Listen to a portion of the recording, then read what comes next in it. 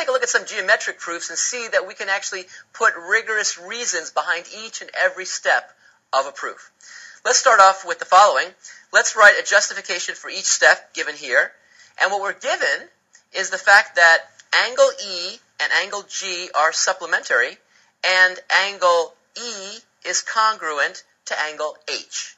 Now let's see if we can use that to give reasons for each step of this argument.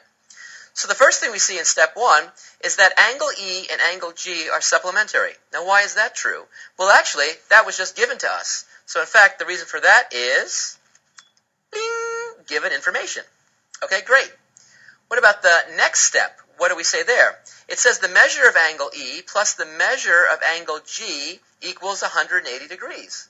Why is that true? Well, that's exactly what it means to be supplementary. So the reason for that is bling, the definition of supplementary angles.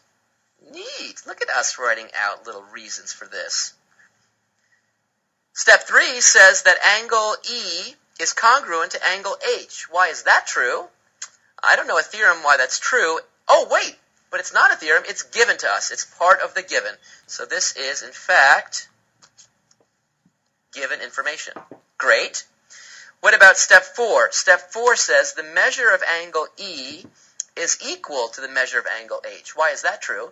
Well, that's just the property we know about congruent angles. And in fact, that is the definition of what it means to be a congruent angle. So the definition of congruent angles means that their measures are the same.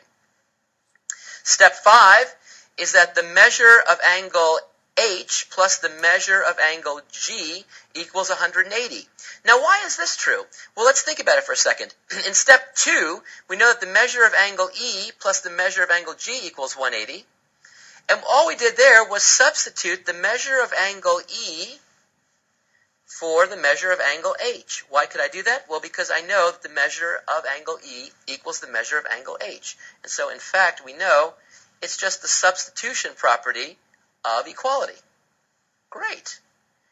And the final step, we're going to conclude that angle H and angle G are supplementary.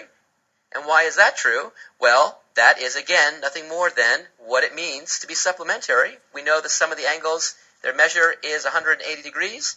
Definition of supplementary angles, that means that, in fact, these two angles, H and G, are supplementary.